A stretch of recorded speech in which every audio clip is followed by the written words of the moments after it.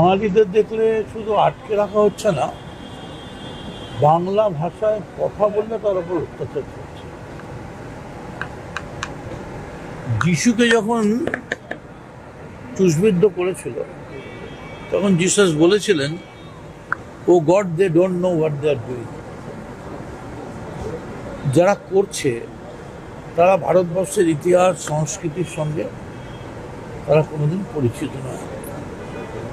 একই দেশের, একই ভাষার, একই অঙ্গরাজ্যের, একই কবির গান, দুটো দেশের জাতীয় সঙ্গীত। এখন আমরা যদি এ গান গাইতে যাই, মোদের গরব মোদের আশা, কি জাদু বাংলা গানে গান গেদার মাঝি টানে, পাঞ্জাব সিন্ধু গুজরাট মারাঠা। আসলে কি হয়েছে, যখন পতন হয়, পতনের সময় না একদম নৌকো ডুবুডুবু হয়ে যায়। এইটা হয়েছে এখন বিজেপি শাসিত রাজ্যগুলো বা বিজেপি মদতকারী রাজ্যগুলো। ওরা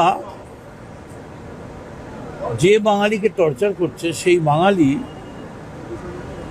যখন দেশে পণ্ডিত জওহরলাল নেহরু রয়েছেন, মোহনদাস করমচাঁদ গান্ধী রয়েছেন, সেই সময় মহামতি গোখলে বলেছিলেন, what Bengal things today, India things tomorrow.